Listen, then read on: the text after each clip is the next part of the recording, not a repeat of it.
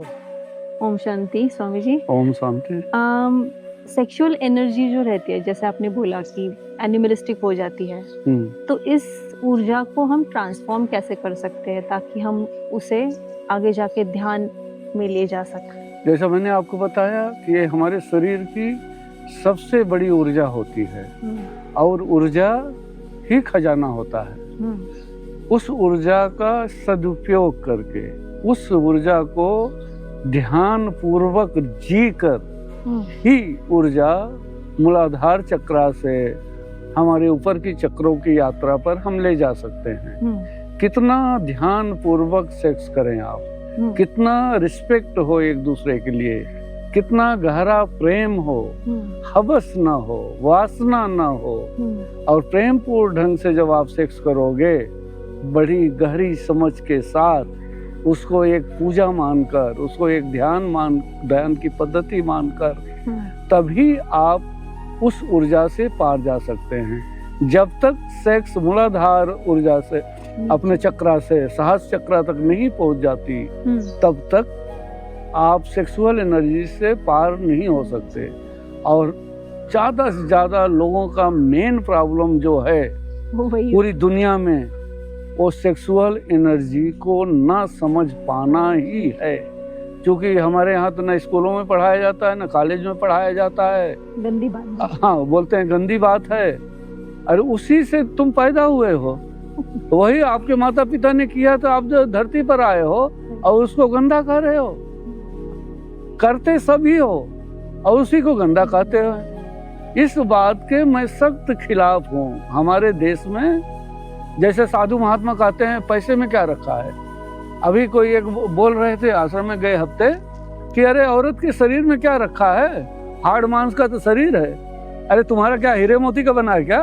तुम्हारा भी तो हाड़ मांस का ही है ना। तो सरलता खो गई है, सहजता खो गई है। अरे जो सेक्स है, जैसे आपको भूख लगती है, आप भोजन करते हो, तो सेक्स भी हमारी बायोलॉजिकल हंगर ही है। अगर वो आप समय पर जब आपकी इच्छा हो और आप नहीं करोगे ध्यान पूर्वक, प्रेम पूर्वक, तो वही ऊर्जा क्रोध के रूप में, ईर्ष्या के रूप में, द्वेष के रूप में निकलेगी। और देखो फिर तभी इतने क्राइम हो रहे हैं। कितना दुख होता है सुन के, जब ये सुनते हैं कि छोटी छोटी बच्चियों के साथ कोई ऐसा कर रहा है।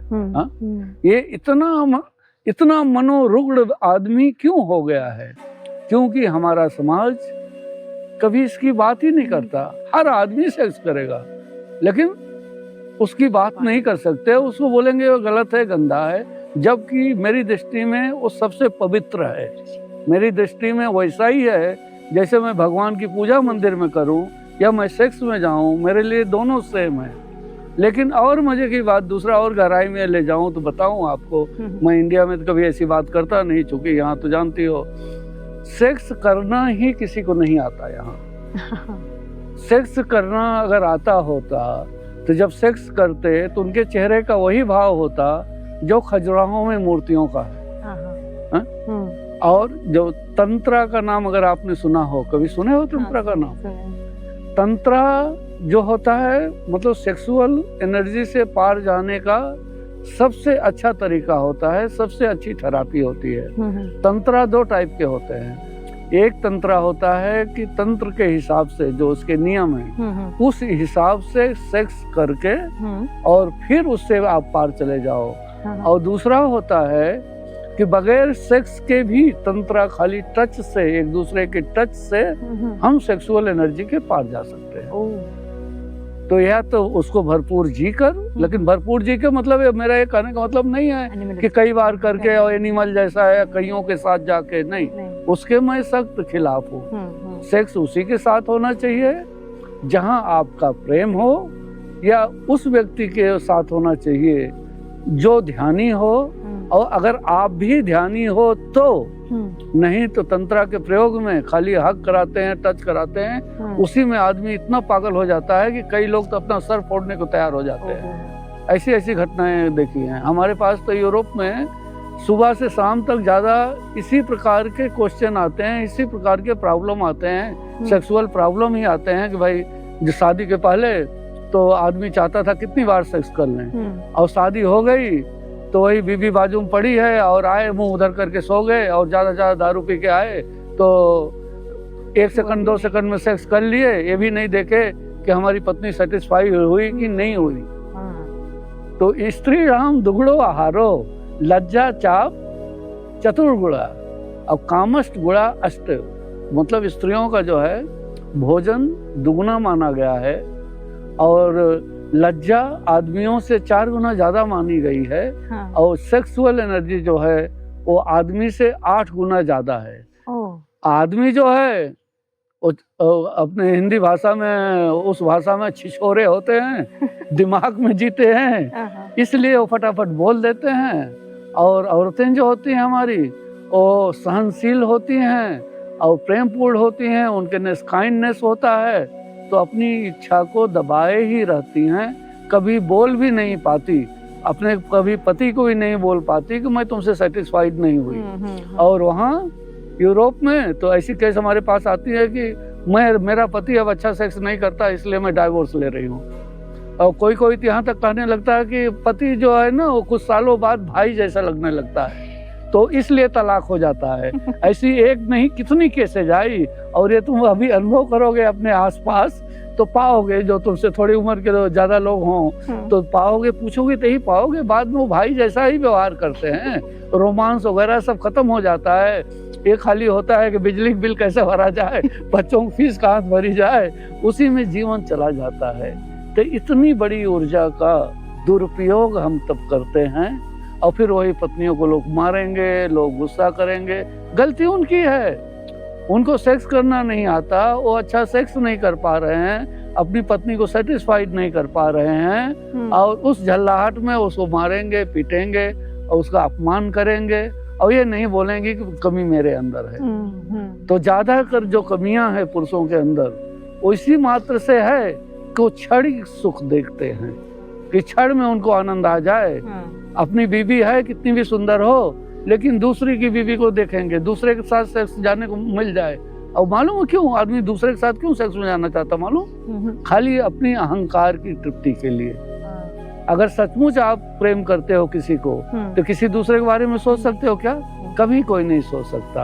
अगर दूसरे के बारे में सोच रहा है उसका सीधा मतलब है कि तुम दोनों के बीच में कोई प्रेम नहीं है, और तुम एक के बदले 10 के साथ चले जाओ, फिर क्या होगा?